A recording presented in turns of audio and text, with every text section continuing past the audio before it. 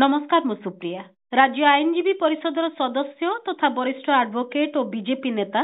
पीतवास पंडा को ब्रह्मपुर रे गुली मारी हत्या करा जायछि। बैकुंठ नगर रे ई घटना घटिछि एवं सोमवार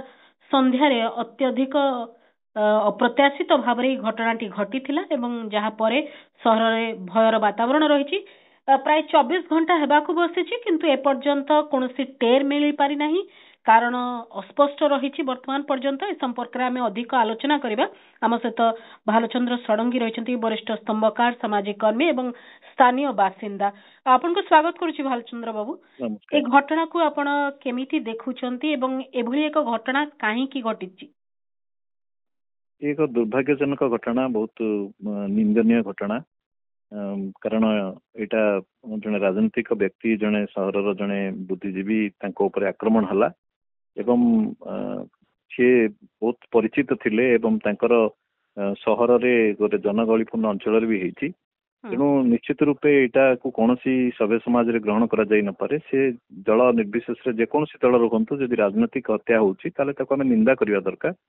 एवं अवश्य यहाँ जना पड़नी राजनीतिक हत्या कि अन्य कारण हत्या तदंत हेले जना पड़िबो। किंतु एई घटना प्रमाणित करुची जे राज्य रे विशेषकर गंजाम जिल्ला रे गत एक वर्षर शासन काल भितरे आईन श्रृंखला परिस्थिति बहुत खराब स्थिति को जाइछि। एवं लगातार भाव में एबे निकट रिपोर्ट बाहरी आज पीतवास बाबूंकर ये परे हत्या परे आज बाहरी 150 रु ऊर्ध हत्या होती गत एक वर्ष भितर गंजाम जिले में। यहाँ कौन गोटे छोटिया कथा नुहे। एवं एभली जो आईन श्रृंखला विपर्यस्त होती हत्या तापरे गण दुष्कर्म एसबू घटना आम देखिले किछि दिन तले धराकोट रे जो घटना हला दलित मान निर्यातना करागला गोरक्षा ना विभिन्न जगह आक्रमण चली ए सब घटना को देखिए ताहले आईन श्रृंखला व्यवस्था संपूर्ण रूपे सरकार नियंत्रण बाहर को चली जाइछि। एवं से तार प्रतिफलन आम देखुचे एवं सबुठु अत्यंत बोले क्रूरतम प्रतिफलन देखिले गतकाली राति रे जोटी पीतवास पंडा को निर्मम भाव में हत्या करागला पॉइंट ब्लैंक। आज्ञा जो कथाटी आपण कहले वास्तविक भाव में समस्ते चिंता करुछंती जे घर ठू एते निकट रे एवं एभली एक समय रे आमे जदि देखिबा जे दक्षिण ओडिसा रो गोटे प्रमुख पर्व गण पर्व हिसाब रे कुमार उत्सव कुमार पूर्णिमा समय रे टिके व्यापक व्यवस्था भी करा जाउथबो। सेही समय रे एभली घटना को अन्य प्रकार भी विचार करा जाय पारे जे आमे केमती पुलिस प्रशासन रो व्यवस्था कोन थिला। कारण जहा सूचना रहउची स्थानीय आईआईसी नथिले एसपी छुट्टी रे स्थानीय आईआईसी छुट्टी रे वे तो काहा को दायित्व देइचंती से भिन्न कथा किंतु मूलतः जो मानकर दायित्व से माने छुट्टी रे थिले एभली एक खबर आपन पर्यंत भी पहुंचीथिबो निश्चय। छुट्टी रे रहिबाटा गोटे स्वाभाविक कथा कोनसी अस्वाभाविक नुहे बोली आमे भाबी परिबानी। किंतु गोटे दिनर कथा नुहे एटा हेई पारे जे एसबुर सुजोग नहीं करी जो माने दुर्बृत्त माने आक्रमण करछंती हत्या करछंती। किंतु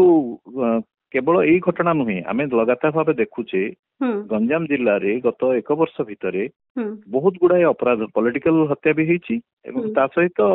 अन्यान्य प्रीप्लान हत्या अपराधी मान भितरे आक्रमण प्रति आक्रमण भी होईची एवं पंचायत स्तर रे गाँ स्तर रे बहुत हत्या होईची। तेणु एभली जो अपराध बढ़ी चली सेटा होची गोटे प्रक्रिया। यही प्रक्रियाटा आगरू गत सरकार समय गत सरकार समस्त असुविधा सत्वे मु कहिबी जे गंजाम जिल्ला रे जो 10-15 वर्ष पूर्व जो प्रकार अपराध प्रवण थिला एवं एटी माउजर शासन थिला प्रति कथारे माउजर व्यवहार होतला एवं जेतेबेले गवर्नमेंट गोटे निष्पत्ति नला एवं दक्ष पुलिस अफसर को नियुक्ति देला ता फल रे गंजाम जिल्ला रे अपराध गोटे नियंत्रण भीतर को आसीगला। गंजाम रे आपण जे देखिबे जे दुई प्रकार अपराध हुए मुख्यतः गोटे होचे आपणकर स्वतःस्फूर्त अपराध हुए जोटा कि आपणकर किए चा दुकान रे बसिची चा दुकानी पैसा मागिला बाकी पैसा मागिला सिटू झगड़ा हला जन जन को हत्या कर देला किंबा रास्ता रे जाउछंती गाड़ी को गाड़ी लागि गला एथरे भी जुक्ति तर्क करी बस साइकिल मारि देले एटा होचे घटना। हां गोटे गोटे स्वतःस्फूर्त भाव रे स्पॉन्टेनियसली जोटा आगु प्री प्लान नुहे सिमिति गुडाए अपराध गंजाम जिल्ला रे अन्य जिल्ला अपेक्षा टिके अधिका होई थाए। बोले पुलिस अधिकारी माने भी कहती आलोचना बेले कहते गंजाम रे यही ट्रेंड टा अधिका अच्छी अन्य जिला तुलन रे। ମାନେ ସେମାନେ ଅନ୍ୟ ଜିଲ୍ଲାର ଏକ୍ସପିରିଏନ୍ସ ମୁହାଁମୁହିଁ ହେଇଯିବା ଭଳିଆ ଘଟଣା। ଆଜ୍ଞା ଆଜ୍ଞା ପ୍ରତି ଛୋଟ ଛୋଟ କଥାରେ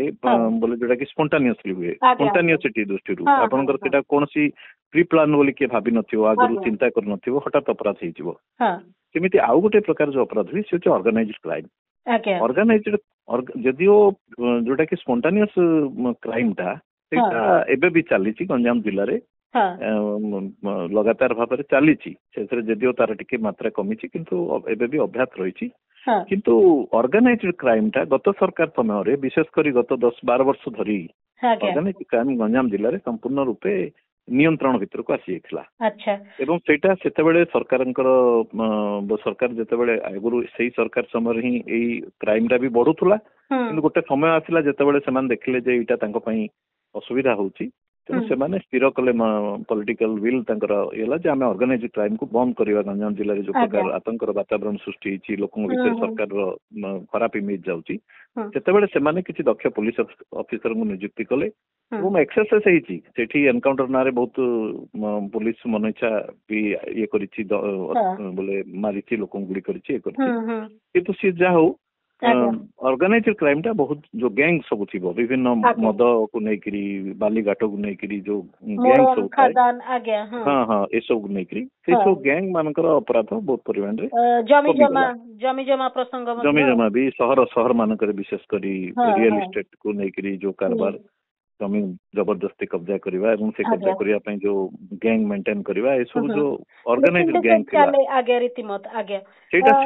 ଅନେକ ପରିମାଣରେ ଗତ ସରକାର ସମୟରେ କମି ଯାଇଥିଲା। ଏବଂ ଆପଣ ଆଶ୍ଚର୍ଯ୍ୟ ହେବେ, ମୋର ପରି ଯୋଉମାନେ ଆକ୍ଟିଭିଷ୍ଟ ମାନେ ଅଛନ୍ତି, ଆମେ ପବ୍ଲିକ ଲାଇଫରେ ଅଛୁ, ଆମେ ବି ଗୋଟେ ସମୟରେ 10-12 ବର୍ଷ ପୂର୍ବେ ଏକା ଯିବାକୁ ବି ଭୟ କରୁଥିଲୁ। ରାସ୍ତାରେ ଗଲାବେଳେ ବି ବୋଲେ ଯେକୌଣସି ଲୋକକୁ, ସେ ସେମିତି ନୁହେଁ ଯେ କୌଣସି ଗୋଟେ ଇମ୍ପୋର୍ଟାଣ୍ଟ ଲୋକ, ଯେକୌଣସି ଲୋକକୁ ରାସ୍ତାରେ ମାଉଜର ଦେଖେଇକି ତାର ଗାଡି, ତାର ପଇସା କି ତାର ମୋବାଇଲ ବି ନେଇଯାଉଥିଲେ। ଆଉ ଆପଣ ଦେଖିବେ ଆସ୍କାରେ ତ ବହୁତ ଗୁଡାଏ ପଲିଟିକାଲ ମର୍ଡର ହେଲା, ଗୋଟେ ସମୟରେ ଏତେ ମର୍ଡର ହେଲା। ଏବଂ ମୂଳତଃ କୁହାଯାଏ ଯେ ଗଞ୍ଜାମରେ ପ୍ରାୟ ମର୍ଡର ପଛରେ ଗୋଟେ ପଲିଟିକାଲ ପାର୍ଟ ଟା ବହୁତ ଅଧିକ, ମାନେ ବହୁତ ସଂଖ୍ୟାଧିକ ମର୍ଡର ପଛରେ ପଲିଟିକାଲ କାରଣ ରହିଥାଇପାରେ, ଏଭଳି କଥା ସାମ୍ନାକୁ ଆସିଛି ବିଗତ ଦିନର କିଛି। ସିଧାସଳଖ ରାଜନୈତିକ ନେତା ମାନଙ୍କୁ ରାଜନୈତିକ କାରଣରୁ ବି ମର୍ଡର ହେଇଛି। ଆଉ କିଛି ମର୍ଡର ହଉଛି ଯୋଉଠି ରାଜନୈତିକ ପ୍ରୋତ୍ସାହନ ଥାଏ, ଯଦିଓ ରାଜନୈତିକ ଦିଗଟା ସିଧାସଳଖ ଜଡିତ ନଥାଏ, କିନ୍ତୁ କିଛି ମାତ୍ରାରେ ଏବଂ ସେଇଠି ଜଣା ପଡେ, ଲିଙ୍କ ନିଶ୍ଚୟ ଥାଏ। କିନ୍ତୁ ଏଇଟା ସତ କଥା ଯେ ଯେତେ ସବୁ ଅର୍ଗାନାଇଜ କ୍ରାଇମ ହୁଏ ଗଞ୍ଜାମ ଜିଲ୍ଲାରେ ଅତୀତରେ ବି, ତା ପଛରେ ରାଜନୈତିକ ଲିଙ୍କ ଆଉ ରାଜନୈତିକ ପ୍ରୋତ୍ସାହନ ରହିଥାଏ। ବିଭିନ୍ନ ପାର୍ଟି, ତାକୁ ବିରୋଧୀ ଦଳ ହୁଅନ୍ତୁ କି ଶାସକ ଦଳ ହୁଅନ୍ତୁ, ସେମାନଙ୍କର ଗୋଟେ ସକ୍ରିୟ ପ୍ରୋତ୍ସାହନ ଥାଏ ଏବଂ ସେମାନେ ଏଇଟାକୁ ପ୍ରୋତ୍ସାହନ କରିଥାନ୍ତି ନିଜର ସ୍ୱାର୍ଥ ପାଇଁ। ଇଲେକ୍ସନ ସମୟରେ ବି ବ୍ୟବହାର କରନ୍ତି, ଅନ୍ୟ ସମୟରେ ବି ବ୍ୟବହାର କରନ୍ତି। ନରେନ୍ଦ୍ର ବାବୁ, ପର୍ଟିକୁଲାରଲି ଯଦି ପିତବାସ ବାବୁଙ୍କ କଥା କହିବା, ଆମେ ଜାଣିଛୁ ସେ ଷ୍ଟୁଡେଣ୍ଟ କ୍ୟାରିୟର ସମ୍ଭବତଃ ଲେଫ୍ଟ ପାର୍ଟିରେ ଥିଲେ ଏବଂ ତାଙ୍କର ଜୀବନର ଶେଷ ଆଡକୁ ସେ ରାଇଟ ୱିଙ୍ଗ କୁ ଆସିଥିଲେ। କଂଗ୍ରେସର ମୁଖପାତ୍ର ହିସାବରେ ମଧ୍ୟ ବହୁତ ସମୟରେ ମୋ ସହିତ ବି ଟିଭିର ଆଲୋଚନାରେ ବସିଛନ୍ତି ସେ। ତାପରେ ଧୀରେ ଧୀରେ ସେ ପୁଣି ବିଜେପି କୁ ଗଲେ। ତାଙ୍କୁ ବ୍ୟକ୍ତିଗତ ଭାବରେ ଆପଣ ଦେଖିଥିବେ, କଣ କାରଣ ହେଇଥାଇପାରେ? ସେ ଗୋଟେ ଆଇନଜୀବୀ ହିସାବରେ ତାଙ୍କର ବୃତ୍ତିଗତ ଜୀବନ ଅଛି, ବ୍ୟକ୍ତିଗତ ଜୀବନ ଅଛି, ରାଜନୈତିକ ଜୀବନ ଅଛି। ଏସବୁ ଦୃଷ୍ଟିରୁ ଆପଣ କେମିତି ଦେଖୁଛନ୍ତି ଏ ପୁରା ପରିସ୍ଥିତିକୁ? ଏବଂ ପିତବାସ ବାବୁଙ୍କୁ ନିକଟରୁ ମଧ୍ୟ ଆପଣ ଜାଣିଥିବେ, କେମିତି ଦେଖନ୍ତି ଏସବୁ ଜିନିଷକୁ? ପିତବାସ ବାବୁ ଆଉ ମୁଁ ଆମେ ସବୁ ଗୋଟିଏ କଲେଜରେ ତଳ ଉପର କ୍ଲାସରେ ପଢୁଥିଲୁ, କିନ୍ତୁ ଆମେ ଯେହେତୁ ଗୋଟିଏ ଅର୍ଗାନାଇଜେସନରେ କାମ କରୁଥିଲୁ, ଷ୍ଟୁଡେଣ୍ଟ ଫେଡେରେସନରେ କଲେଜ ପଢିବା ସମୟରେ, ତେଣୁ ଆମ ଭିତରେ ବହୁତ କ୍ଲୋଜନେସ ଥିଲା ଏବଂ ସେ ଆରମ୍ଭରୁ ତାଙ୍କର ଜୀବନଟା ବହୁତ ସଂଘର୍ଷମୟ ଥିଲା। ସେଇ ଦୃଷ୍ଟିରୁ ଦେଖିବେ, ସେ ଲେଫ୍ଟ ପଲିଟିକ୍ସ ରେ ଥିଲେ, ଯଦିଓ ସିଏ ଛାତ୍ର ସଂଗଠନ ପରେ ନିଜର ଛାତ୍ର ଅବସ୍ଥା ପରେ ସିଏ ପରବର୍ତ୍ତୀ ଅବସ୍ଥାରେ କଂଗ୍ରେସରେ ଯୋଗ ଦେଲେ ଏବଂ କଂଗ୍ରେସରେ ବି ବହୁତ ଦିନ, କାହିଁକିନା 94-95 ଠୁ ଆରମ୍ଭ କରି ଆପଣଙ୍କର 2024 ପର୍ଯ୍ୟନ୍ତ, ତା ଅର୍ଥ ପାଖାପାଖି 30 ବର୍ଷ ସେ କଂଗ୍ରେସରେ ରହିଲେ। ଏବଂ କଂଗ୍ରେସରେ ବି ଯେତେବେଳେ ବିକ୍ରମ ବାବୁ ଆଉ ଚନ୍ଦ୍ରଶେଖର ସାହୁ ପରି ବରିଷ୍ଠ ନେତା ମାନେ କଂଗ୍ରେସ ଛାଡିକି ପଳେଇଗଲେ, ସେତେବେଳେ ବି ସେ କଂଗ୍ରେସରେ ଥିଲେ ଏବଂ କଂଗ୍ରେସର ଦୁର୍ଦିନ ସମୟରେ ସେ ଥିଲେ। କିନ୍ତୁ କଣ ବିଭିନ୍ନ କାରଣରୁ ସିଏ ପରବର୍ତ୍ତୀ ଅବସ୍ଥାରେ ଗତ ନିର୍ବାଚନର ଠିକ ଅବ୍ୟବଧି ପୂର୍ବରୁ ସିଏ ବିଜେପିରେ ଜଏନ କଲେ। ଆଉ ମୋର ପରି ବହୁତ ଲୋକ ସେଥିରେ କରିଥିଲେ ସେଟାକୁ ନାପସନ୍ଦ କରିଥିଲେ ଆଜ୍ଞା ରାଜନୈତିକ ଦୃଷ୍ଟିକୋଣରୁ ହଁ କିନ୍ତୁ ସେ ତାଙ୍କର ନିଜର ଚଏସ୍ ଅନୁସାରେ ସେ ସେଇ ପାର୍ଟିକୁ ଗଲେ ହୁଁ କିନ୍ତୁ ସେଇ ପାର୍ଟିରେ ସେ ବହୁତ କମ ସମୟ ଭିତରେ ବହୁତ ସକ୍ରିୟ ହେଲେ ଆଜ୍ଞା ଏବଂ ସକ୍ରିୟ ହେବା ଫଳରେ କଣ ହେଲା ନା ଗୋଟିଏ କଥା ଆପଣ ଯୋଉଟା କହିଲେ ଯେ ମର୍ଡର ପଛରେ କାରଣ ସେଇଟା ତ କିଏ ବି କହିବାଟା ବର୍ତ୍ତମାନ ସମ୍ଭବ ହଁ ହଉନି କାରଣ ଗୁଡାଏ କିଛି କାରଣ ଥାଇପାରେ ହୁଏତ ସମ୍ଭାବ୍ୟ ସେ ଭିତରୁ କାରଣକୁ ନେଇକିରି ହିଁ ସେ ଚର୍ଚ୍ଚା ଭିତରୁ ହଉଛି ଚାରିଆଡେ ଆଜ୍ଞା ରାଜନୈତିକ କାରଣ ନେଇକରି ବି କରାଯାଉଛି ଯେ ରାଜନୈତିକ ଭାବେ ତାଙ୍କର କିଛି ହଁ ରାଇଭେଲାରୀ ଥିଲେ ହୁଁ ସେମାନଙ୍କ ବିରୁଦ୍ଧରେ ଆପଣ ଯଦି ତାଙ୍କର ଫେସବୁକ୍ ଆକାଉଣ୍ଟରେ ବି ଦେଖିବେ ସେ ଲଗାତାର ଭାବରେ ସେମାନଙ୍କ ବିରୁଦ୍ଧରେ ବ୍ୟକ୍ତିଗତ ହଉ କିମ୍ବା ଇଏ ହଉ ଲଗାତାର ଭାବରେ ତାଙ୍କର ଆକ୍ରମଣ ବି ଲେଖୁଥିଲେ କରୁଥିଲେ ହୁଏତ ସେଇଟା ବି କୋ ସ୍ତରକୁ ଯାଇକିରି ସେଇଟା ବି ତିକ୍ତତାରେ ବା ଶତ୍ରୁତାରେ ପରିଣତ ହେଇଥିବ ସେଇଟା ବି ଥାଇପାରେ ଆଉ ଅନ୍ୟ କାରଣ ଭିତରେ ଯେହେତୁ ସିଏ ବିଭିନ୍ନ ବୋଲେ ବର୍ତ୍ତମାନ ବିଜେପି କୁ ଆସିଲା ପରେ ବିଭିନ୍ନ ବିଭିନ୍ନ ପ୍ରକାର ଇଣ୍ଟରେଷ୍ଟ ଗ୍ରୁପ ସହିତ ତାଙ୍କର ବି ଟସଲ ହଉଥିଲା ଏବଂ ଆଡଭୋକେଟ ହିସାବରେ ବି ସେ ବିଭିନ୍ନ ଅତୀତରେ ବିଭିନ୍ନ କ୍ରିମିନାଲ ବଡ ବଡ କ୍ରିମିନାଲ ମାନଙ୍କର ଓକିଲ ବି ଥିଲେ ତେଣୁ ଆଡଭୋକେଟ ହିସାବରେ ବି ହୁଏତ ସେଇଥିରେ ବି କିଛି ସମସ୍ୟା ବି ହେଇଥାଇପାରେ ସେଇଟା ବ୍ୟକ୍ତିଗତ କଥା ଆମେ ଜାଣିନେ ବି ହୁଏତ ତଦନ୍ତ କଲେ ଅଧିକ ଇଏ ଆସିବ ତେଣୁ ବହୁତ ଗୁଡାଏ ସମ୍ଭାବନା ଅଛି ଯଦି କେବଳ ଆଇନଜୀବୀ ହେଇଥାନ୍ତେ ତାହେଲେ ଆମେ ପୂର୍ବରୁ ଯେତେବେଳେ ବି ଆଇନଜୀବୀଙ୍କର କୌଣସି ପ୍ରକାର ଏମିତି ଅସ୍ୱାଭାବିକ ହତ୍ୟାକାଣ୍ଡର କଥା ଆସେ ସେତେବେଳେ ସ୍ୱାଭାବିକ ଭାବରେ ଗୋଟିଏ କଥା ଆସେ ଯେ ବୃତ୍ତିଗତ ଜୀବନରେ ଯେହେତୁ ସେମାନେ ଗୋଟେ ଏମିତି ବୃତ୍ତିରେ ରହିଛନ୍ତି ଯୋଉଠି ବିଭିନ୍ନ ଅପରାଧିକ ପୃଷ୍ଠଭୂମି ଥିବା ଲୋକଙ୍କ ସହିତ ତାଙ୍କର କାମ ରହେ ତ ସେଇ ଦୃଷ୍ଟିରୁ କିନ୍ତୁ ଏଠି ରାଜନୀତି ପାର୍ଟି ବି ଯୋଡି ହେଇଛି ସେଥିପାଇଁ ଆମେ ନିର୍ଦ୍ଦିଷ୍ଟ ଭାବରେ ମତେ ଲାଗୁନି ସେ ଜଣେ ଆଇନଜୀବୀ ପ୍ୟୁରଲି ଆଇନଜୀବୀ ହିସାବରେ ତାଙ୍କୁ କିଏ ଟାର୍ଗେଟ କରିଛି ବୋଲି ହୁଏତ ତା ପଛରେ ରାଜନୈତିକ କାରଣ ବି ଥାଇପାରେ ଆଉ ଗୋଟେ ବି କାରଣ ବିଭିନ୍ନ ଲୋକ ସନ୍ଦେହ କରୁଛନ୍ତି କାରଣ ସିଏ ଯେହେତୁ ବ୍ରହ୍ମପୁର ମ୍ୟୁନିସିପାଲିଟିରେ ଆସନ୍ତା ଆଗାମୀ ଦିନରେ ମେୟର କଣ୍ଟେଷ୍ଟ କରିବା ପାଇଁ ଗୋଟେ ଆଶାୟୀ ଥିଲେ ଏବଂ ସେଇ ଦୃଷ୍ଟିରୁ ସିଏ ବ୍ରହ୍ମପୁର ମ୍ୟୁନିସିପାଲିଟିର ବିଭିନ୍ନ ଦୁର୍ନୀତି ବିଭିନ୍ନ ସମସ୍ୟା ସେମାନଙ୍କର ଇଏକୁ ସାମ୍ନାକୁ ଆଣୁଥିଲେ ଆର୍ଟିଆଇ ଜରିଆରେ ଲଗାତାର ଭାବରେ ଯୋଉ ଆଣୁଥିଲେ ସେଥିରେ ମ୍ୟୁନିସିପାଲିଟି କର୍ତ୍ତୃପକ୍ଷ ରାଜନୈତିକ ଆଉ ପ୍ରଶାସନିକ କର୍ତ୍ତୃପକ୍ଷ ଅଡୁଆରେ ବି ପଡୁଥିଲେ ସେଇ କାରଣରୁ ବି ହୁଏତ କୌଣସି ଗୋଷ୍ଠୀ ସହିତ କିଛି ଏ ସହିତ ତାଙ୍କର ଶତ୍ରୁତା ବି ବଢିଥାଇପାରେ ସେଇଟା ବି ସମ୍ଭାବନା କେତେ ଜଣ ଇଏ କରୁଛନ୍ତି ତେଣୁ ଗୁଡାଏ ସମ୍ଭାବନା ଅଛି ସେ ଭିତରୁ ବୋଧହୁଏ ତଦନ୍ତ ହେଲେ ଠିକରେ ଯଦି ତଦନ୍ତ ହବ ତାହେଲେ ଆଗାମୀ ଦିନରେ ଜଣା ପଡିବ ଯେତେବେଳେ ବ୍ରହ୍ମପୁର ଗଞ୍ଜାମ କଥା କୁହାଯାଉଛି ହେଲେ ଜନପ୍ରତିନିଧିଙ୍କର ଅଭାବ ନାହିଁ ମନ୍ତ୍ରିମଣ୍ଡଳରେ ଅଛନ୍ତି ସଂସଦରେ ଅଛନ୍ତି ବିଧାନସଭାରେ ଅଛନ୍ତି ଏ ସମସ୍ତେ ଥିବା ସତ୍ତ୍ୱେ ଯେତେବେଳେ ଏତେ ବଡ ବଡ ଘଟଣା ଆଉ ଏତେ पुलिस प्रशासन को सबुदिन चैलेंज कला भली अपराध मान घटुची सेठी जनप्रतिनिधि मानकर भूमिका आपण केमथि देखुचंती नहीं आपण देखंतु गत इलेक्शन रे अप्रत्याशित भाव में बीजेपी सफलता लाभ करिछि आपनकर 15टी टोटल अभिभक्त गंजाम जिल्लार 15 बा जदि ये कहिबे गंजाम जिल्लार 13टा विधानसभा रु 11टा विधानसभा बीजेपी जीतिछि गोटे बीजेडी नवीन बाबू जीतिछथि आ गोटे रमेश चला जीतिछथि कांग्रेस आ दुईटी जाक एमपी सीट रे सेमान जीतिछथि तेनु लोक समर्थन दृष्टि रु बा ये दृष्टि रु सेमान को यथेष्ट समर्थन मिलिछि किंतु सेमानक जेहेतु अप्रत्याशित एवं जो माने जीतिछथि सेमाने संपूर्ण नुआ एवं सरकार भी अप्रत्याशित भाव में आसी सरकार भी ये कल्पना कर जे बीजेपी सरकार आसीजिवो बोली आसीगला तेणु ये जो नुआ परिस्थिति है नुआ परिस्थिति को हैंडल करिबारे प्रशासन को नियंत्रण रखिबारे प्रशासनिक व्यवस्था को आगु नबारे चलई रखिबारे एमानकर अनभिज्ञता आउ ए सब कारणरू जो सिस्टम टा तैयारी होता गत 20-25 वर्ष जो बीजेडी सरकार जो सिस्टम टा तैयारी करथिला अपराध को कंट्रोल करबा पई सेटा भितर गोटे गैप आसीगला एवं एमानकर इनएक्सपीरियंस आ गोटे कहबे जे बीजेपी रो जो माने लोक प्रतिनिधि अछन सेमानकर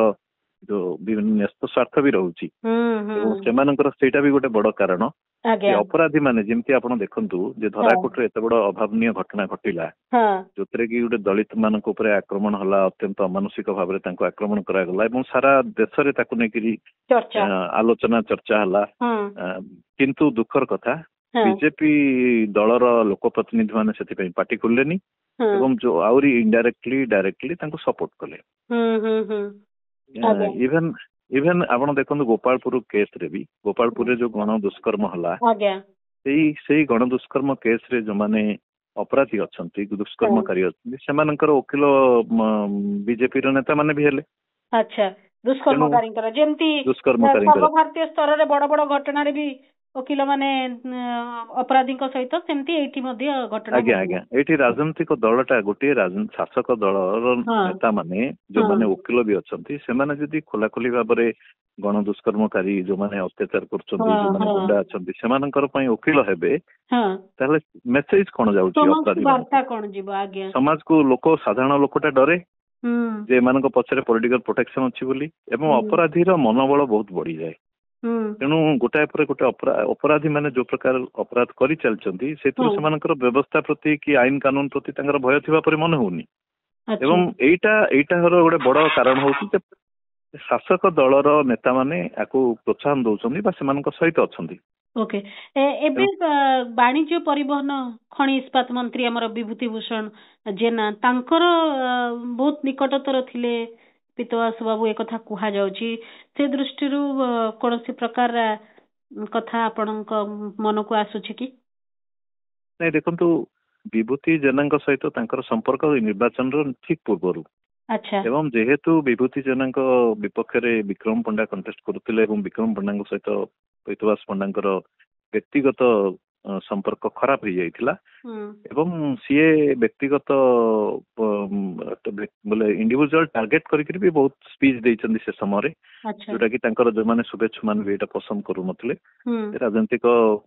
ଇଏରେ ବ୍ୟକ୍ତି ମାନଙ୍କୁ ବ୍ୟକ୍ତିଗତ ଭାବରେ ଆକ୍ରମଣ ନ କରିକି ରାଜନୈତିକ ଭାବେ ଆକ୍ରମଣ କରିବା ଦରକାର। କିନ୍ତୁ ସେଇଟା ପରେ ଗତ ନିର୍ବାଚନରେ ବିଜେପି ଜିତିବା ଏବଂ ବିଭୂତି ଜେନା କ୍ୟାବିନେଟ ମନ୍ତ୍ରୀ ହେବା ପରେ ସ୍ୱାଭାବିକ ଭାବରେ ବୋଲେ ବହୁତ ଗୁଡାଏ ଯୋଉମାନେ ବିଭିନ୍ନ ଇଣ୍ଟରେଷ୍ଟ ଗ୍ରୁପ ଅଛି ଏବଂ ବିଭୂତି ଜେନାଙ୍କର ନିର୍ବାଚନ ମଣ୍ଡଳୀ କିମ୍ବା ଗଞ୍ଜାମ ଜିଲ୍ଲାରେ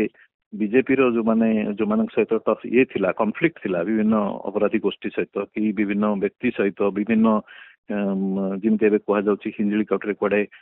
କିଛି ବାଲି ମାଫିଆଙ୍କର ଟ୍ରକ୍ କୁ ମନ୍ତ୍ରୀ ଆଉ ମନ୍ତ୍ରୀ ନିଜେ ଇଣ୍ଟରଭିନ୍ କରିକି ତାଙ୍କୁ ସିଜ୍ କରିଥିଲେ। ତେଣୁ ସେମାନେ ବି ବହୁତ କ୍ଷିପ୍ତ ଥିଲେ। ଏସବୁ ପଛରେ ମନ୍ତ୍ରୀଙ୍କର ନିଷ୍ପତ୍ତି ପଛରେ ତାଙ୍କର ଇଏ ଉପଦେଷ୍ଟା ପରି କାମ କରୁଛନ୍ତି ବୋଲି ଗୋଟେ ଧାରଣା ସୃଷ୍ଟି ହେଇଛି ପୀତବାସ ପଣ୍ଡା। ତେଣୁ ଏଭଳି ଯୋଉମାନେ ବାଲି ମାଫିଆ ହୁଅନ୍ତୁ ଇଏ ହୁଅନ୍ତୁ ଏଇ ଯୋଉ ବିଭିନ୍ନ ଭେଷ୍ଟେଡ୍ ଇଣ୍ଟରେଷ୍ଟ ଗ୍ରୁପ ଅଛି ସେମାନେ ଏଇଟା ନୁହେଁ ଯେ ବିଜେପି ଭେଷ୍ଟେଡ୍ ଇଣ୍ଟରେଷ୍ଟ ଗ୍ରୁପ କୁ ପ୍ରମୋଟ କରୁନି। ଆମେ ଦେଖିଲେ ଆସ୍କା ବିଧାୟକ ଖୋଲାଖୋଲି ଭାବରେ ଟଙ୍କା ମାଗୁଛନ୍ତି। ଏଠୁ ଆମେ ତାଙ୍କର ଅଡିଓ କ୍ଲିପ ଦେଖିଲେ ଯେ ଖୋଲାଖୋଲି ଭାବେ ବାଲି ମାଫିଆଙ୍କ ବିଭିନ୍ନ ସିଣ୍ଡିକେଟ ସହିତ ବିଭିନ୍ନ ବିଧାୟକଙ୍କର ବୋଲେ ସାଧାରଣ ଲୋକଙ୍କ ଭିତରେ ଇମ୍ପ୍ରେସନ ବି ଖରାପ ହେଲାଣି ଯେମାନେ କେତେ ଅଳ୍ପ ଦିନ ଭିତରେ ବହୁତ କାରେକ୍ଟେଡ ହେଲେଣି ବୋଲି। କିନ୍ତୁ ତଥାପି ଯେତେବେଳେ ଜଣେ ମନ୍ତ୍ରୀଙ୍କର ପୁରା ରାଇଟ ହ୍ୟାଣ୍ଡ କୁହାଯାଉଛି ବା ତାଙ୍କର ପାଖ ଲୋକ ବୋଲି ଜଣେ ପରିଚିତ ହେଇଯାଉଛନ୍ତି ଏବଂ ସେତେବେଳେ ଯଦି କିଛି ଅପରାଧୀ ଗୋଷ୍ଠୀଙ୍କ ସହିତ ତାଙ୍କର ଇଣ୍ଟରେଷ୍ଟ କନଫ୍ଲିକ୍ଟ କରୁଛି ସେତେବେଳେ ବି ସେଇଟା ବି ଗୋଟେ କାରଣ ହେଇଥାଇପାରେ ବୋଲି କିଛି ଜଣ ମତ ପ୍ରକାଶ କରୁଛନ୍ତି। ଓକେ, ଯେତେବେଳେ ଜଣେ କ୍ଷମତାର ଅତି ନିକଟରେ ଥିବା ଏବଂ କ୍ଷମତାସୀନ ଦଳର ଲୋକଙ୍କ ଉପରେ ଏଭଳିଆ ଘଟଣା ଘଟୁଛି ତାହେଲେ ପୁରା ଅଞ୍ଚଳକୁ କଣ ବାର୍ତ୍ତା ଯାଉଥିବ ଆପଣଙ୍କର ଶେଷ ପ୍ରତିକ୍ରିୟା ଚାହିଁବି। ନାଇଁ ଇଏ ବହୁତ ଦୁର୍ଭାଗ୍ୟଜନକ ଘଟଣା। ପୀତବାସ ପଣ୍ଡା ଆଜି ହେଲେ କାଲିକୁ ଆଉ କାହାକୁ ବି ଟାର୍ଗେଟ କରିପାରନ୍ତି ଏବଂ ଏଇଟା ଯଦି ସହରରେ ଗୋଟେ ପରିଚିତ ଲୋକ ଜଣେ ଜଣାଶୁଣା ଲୋକ ଉପରେ ଯଦି ଆକ୍ରମଣ ହଉଛି ତାଠୁ ଶାସକ ଦଳର ତାହେଲେ ସାଧାରଣ ଲୋକ ନିଶ୍ଚିତ ବୋଲେ ଅସହାୟ ମନେ କରିବେ ଏବଂ ଏଇଟା ଗୋଟେ ଖରାପ ବାର୍ତ୍ତା ଦଉଛି। ରାଜନୈତିକ ବିରୋଧ ରହୁ କିମ୍ବା ଅନ୍ୟ କୌଣସି ହଉ କିନ୍ତୁ ତାକୁ ଯଦି ଶାରୀରିକ ଭାବେ ବୋଲେ ହତ୍ୟା କରିକି ତାକୁ ସମାନ ଇଏ କରିବା ପାଇଁ ଯୋଉମାନେ ଇଏ କରୁଛନ୍ତି ସେମାନଙ୍କୁ ଆମେ କୌଣସି ରାଜନୈତିକ ଦଳ ସପୋର୍ଟ କରିବା ଉଚିତ ନୁହେଁ। କାରଣ ଏଭଳି ପଲିଟିକାଲ ମର୍ଡର ବା ପଲିଟିକାଲ ଲୋକଙ୍କ ଉପରେ ଆକ୍ରମଣ କେବଳ ଗୋଟିଏ ଦଳରେ ସୀମିତ ନାହିଁ, କାଲି ସକାଳୁ ଅନ୍ୟ ଦଳ ଉପରେ ବି ହେଇପାରେ, ଅନ୍ୟ ଦଳର ନେତାମାନଙ୍କ ଉପରେ। ତେଣୁ ଏଭଳି ଏଇ ଯୋଉ ଟ୍ରେଣ୍ଡଟା ଅଛି ଏ ଟ୍ରେଣ୍ଡଟା ସମାଜ ପାଇଁ ଗୋଟେ ସୁସ୍ଥ ସମାଜ ପାଇଁ ବହୁତ ବିପଦଜନକ ବାର୍ତ୍ତା ଦଉଛି ଏବଂ ସାଧାରଣ ଲୋକଙ୍କ ଭିତରେ କୋକୁଆ ଭୟ ସୃଷ୍ଟି କରୁଛି। ଦୃଷ୍ଟିରୁ ସରକାର ତୁରନ୍ତ ଅଲମୋଷ୍ଟ 24 ଘଣ୍ଟା ଏପର୍ଯ୍ୟନ୍ତ ଟେର୍ ମିଳି ନାହିଁ, ସେଇଟା ବି ଆହୁରି ଚିନ୍ତା। ମତେ ଲାଗୁଛି ସରକାରଙ୍କର ଯୋଉ ଆଭିମୁଖ୍ୟ ଯୋଉଟା କି ଆମେ ଦେଖୁଛେ ଏଜ ୟୁଜୁଆଲ ସବୁବେଳେ ବୋଲେ ତାକୁ କୌଣସି ଗୋଟେ ସିରିୟସଲି ନବା ଏଥିପାଇଁ କିଛି ସିରିୟସ ଚିନ୍ତା କରିବା ଗଞ୍ଜାମ ଜିଲ୍ଲାରେ ବିଶେଷ କରି ଗଞ୍ଜାମ ଜିଲ୍ଲାରେ ଯୋଉ ପ୍ରକାର ଯେ ପାତାଳରୁ ଖୋଜିକିରି ଆମକୁ ଲାଗୁଛି ଯେମିତି ଜାତୀୟ ସ୍ତରରେ ଯୋଉ କଥା କୁହାଯାଉଛି ତାର ଠିକ ଓଡିଆ ଟ୍ରାନ୍ସଲେସନ ଟା ଆମେ ରାଜ୍ୟ ସ୍ତରରେ ଶୁଣୁଛେ ପାତାଳରୁ ଖୋଜା ହବ ଆମେ ଆପଣ ଦେଖନ୍ତୁ ହେଡଲାଇନ ମ୍ୟାନେଜମେଣ୍ଟ ପାଇଁ କିଛି କରାଯାଉଛି ସ୍ଲୋଗାନ ଦିଆଯାଉଛି ଏ କରାଯାଉଛି କିନ୍ତୁ ପ୍ରକୃତ କ୍ଷେତ୍ରରେ ଯେମିତି ମୁଁ କହିଲି ଗତ ସରକାରଙ୍କ ସମ୍ପର୍କରେ ମୋର ବହୁତ ସମାଲୋଚନା ରହିଥିଲା କିନ୍ତୁ ଗୋଟିଏ କଥା ମୁଁ କହିବି ଯେ ଗଞ୍ଜାମ ଜିଲ୍ଲାରେ ଗତ 10-15 ବର୍ଷ ଭିତରେ ଅପରାଧକୁ କଣ୍ଟ୍ରୋଲ କରିଥିଲା ଗତ ସରକାର ସମୟରେ କରିଥିଲେ ସେମାନେ ସେ ମେକାନିଜମ ଟା ତାଙ୍କର ଯୋଉ ତିଆରି ହେଇଥିଲା ସେ ନୂଆ ସରକାର ଆସିଲା ପରେ ଭାଙ୍ଗିଗଲା ଏବଂ ଯାରି ଫଳରେ ଯୋଉମାନେ ଏବେ ଅଫିସର ମିନ୍ ଆସୁଛନ୍ତି ସେମାନଙ୍କର ଅନେଷ୍ଟିକୁ ମୁଁ ପ୍ରଶ୍ନ କରୁନି କିନ୍ତୁ ସେମାନଙ୍କର ଏକ୍ସପିରିଏନ୍ସ ସେ ପରିମାଣର ନାହିଁ ଏବଂ ସେମାନଙ୍କର ଯୋଉ ରାଜନୈତିକ ବେକିଂ ରହିବା କଥା ଯଦି ସରକାର କହିବେ ଯେ ତୁମେ ଅପରାଧକୁ କୌଣସି ମାତ୍ରାରେ କୌଣସି ପରିସ୍ଥିତିରେ ବି ଅପରାଧକୁ ଇଏ କର ନା ତାକୁ ଦମନ କର ତାହେଲେ ନିଶ୍ଚୟ ଦମନ ହେଇଯିବ କିଛି ଦିନ ଭିତରେ ଆମେ ଚେଞ୍ଜେସ୍ ଦେଖିପାରିବା ବାକି ତାଙ୍କୁ କୋଉ ପଟରେ କେମିତି ସେ ଯିବେ ତାଙ୍କୁ ବାଟ ଦେଖେଇବା ଲୋକ ହଉଛନ୍ତି ଜନପ୍ରତିନିଧି ସରକାର ଆଜ୍ଞା ଆଉ ଏଇ ସରକାର ସମୟରେ ଆମେ ଦେଖୁଛେ ଯୋଉ ଥାନା ସବୁରେ ଯୋଉଠି ପ୍ରାୟତଃ ବିଜେପି କର୍ମୀ ବିଜେପି ନେତା ମାନଙ୍କର ଥାନା ମାନଙ୍କରେ ସେମାନଙ୍କର ବର୍ତ୍ତମାନ କର୍ତ୍ତୃତ୍ୱ ରହୁଛି ସେମାନେ ବହୁତ କ୍ଷେତ୍ରରେ ଆମେ ଦେଖୁଛେ ସବୁଠି ଗଞ୍ଜାମ ଜିଲ୍ଲାରେ ଥାନା ଯାକ ବିରୋଧୀ ଦଳ ମାନେ ବି ସେଇ କଥା କହୁଛନ୍ତି ମଝିରେ ଯେ ଥାନା ଯାକ ବସ୍ତଃ ବିଜେପିର ଅଫିସ ପରି କାମ କରୁଛି ତେଣୁ ପୋଲିସ ପଲିଟିକାଲି ବାୟସ ହବା ପୋଲିସ ରାଜନୈତିକ ଦଳର ଗୋଟେ ଇଏ ହିସାବରେ କାମ କରିବା ବୋଲକରା ହିସାବରେ କାମ କରିବା ତାହେଲେ ସ୍ୱାଭାବିକ ଭାବରେ କ୍ରାଇମ କଣ୍ଟ୍ରୋଲ ଯୋଉ ଫୋକସ ରହିବା କଥା ସେଟା ରହିବନି ଏବଂ କ୍ରାଇମ କୁ ଯଦି ସିଲେକ୍ଟିଭଲି ବି ଦେଖାଯିବ ତାହେଲେ କୌଣସି ଗୋଟେ ଆଇନ ଶୃଙ୍ଖଳା ପରିସ୍ଥିତି ଠିକ ରହିବନି ଇଏ ସ୍ୱାଭାବିକ ଭାବରେ ସେଥିରେ ବ୍ୟାଘାତ ସୃଷ୍ଟି ହବ ଏବଂ ପୋଲିସର ମନୋବଳ ବି ଭାଙ୍ଗିବ ତେଣୁ ଏଇ ଘଟଣା କମ ସେ କମ ଗୋଟେ ୱାର୍ଣ୍ଣିଂ ବୋଲେ ସିଗ୍ନାଲ ଦଉଛି ଯେ ବହୁତ ବେଶୀ ହେଇଗଲା ଅପରାଧ ଗଞ୍ଜାମ ଜିଲ୍ଲାରେ ତାକୁ ବର୍ତ୍ତମାନ ସମ୍ପୂର୍ଣ୍ଣ ରୂପେ କଣ୍ଟ୍ରୋଲ ନିୟନ୍ତ୍ରଣ କରିବାର ସରକାରଙ୍କ ରାଜନୈତିକ ଇଚ୍ଛା ଶକ୍ତି ଦେଖାଇବାର ସମୟ ଆସିଛି ଯଦି ଦେଖଉନାହାନ୍ତି ତାହେଲେ ହୁଏତ ପ୍ରତିଭା ପିତାସ ପଣ୍ଡାଙ୍କ ପରି ଭବିଷ୍ୟତରେ ଆହୁରି ଅନେକ ଜୀବନ ଚାଲିଯିବ ଆଜ୍ଞା ଆମେ ଚାହିଁବୁ ସରକାର ତୁରନ୍ତ ୟା ଉପରେ କୌଣସି ଗୁରୁତ୍ୱ ଦିଅନ୍ତୁ କୌଣସି ଅବହେଳା ନ ହଉ ଯେମିତି ଅପରାଧ ନିୟନ୍ତ୍ରଣ ଦିଗରେ ବହୁତ ବହୁତ ଧନ୍ୟବାଦ ଭାଲଚନ୍ଦ୍ର ବାବୁ ମୁଁ ଜାଣିଛି ଯେ ସ୍ଥାନୀୟ ଅଞ୍ଚଳର ଜଣେ ଜଣାଶୁଣା ଏବଂ ନିଜେ ଜାଣିଥିବା ଜଣେ ବ୍ୟକ୍ତି ଏମିତି ଅସ୍ୱାଭାବିକ ଭାବରେ ତାଙ୍କୁ ହତ୍ୟା କରାଯିବା ଘଟଣା ଆପଣ ସମସ୍ତଙ୍କୁ ବେଶ ଦୁଃଖ ଦେଇଥିବ ଏବଂ ସମସ୍ତଙ୍କର ଚିନ୍ତା ବଢେଇ ଦେଇଛି ରାଜ୍ୟରେ ମଧ୍ୟ ଯେ ଏଭଳି ଘଟଣା ଲଗାତାର ଭାବରେ ହଉଛି ଏବଂ ଆପଣ ଯେତେବେଳେ ଏଇ କଥା ପିତବାସ ବାବୁଙ୍କ କଥା ଚାଲିଛି ସେଇ ସମୟରେ ଧରାକୋଟରେ ବି ଘଟଣା ଘଟିଛି ଭଞ୍ଜନଗରରେ ବି ଘଟଣା ଘଟିଛି ଏବଂ ଏପଟେ କଣାସରେ ମଧ୍ୟ ଆହୁରି ଅସ୍ୱାଭାବିକ ଘଟଣା ଘଟିଛି ତ ଏ ଲଗାତାର ଭାବରେ ସରକାରଙ୍କ ପାଇଁ ଆହ୍ୱାନ ରହୁଛି ବ୍ରହ୍ମପୁରରେ ଘଟଣା ତ ସତର୍କ ଘଣ୍ଟି ଯେମିତି ଆପଣ କହିଲେ ସରକାର ଆକୁ କେତେ ଗୁରୁତର ସହ ନେଉଛନ୍ତି କେତେ ପ୍ରାଥମିକତା ଦଉଛନ୍ତି ଆଇନ ଶୃଙ୍ଖଳା ପରିସ୍ଥିତିକୁ ନିୟନ୍ତ୍ରଣ ଭିତରକୁ ଆଣିବା ପାଇଁ ତାହା ଆଗାମୀ ସମୟ କହିବ ଏହି ସ୍ୱତନ୍ତ୍ର ଆଲୋଚନାକୁ ଏଇଠି ରଖୁଛି ନମସ୍କାର।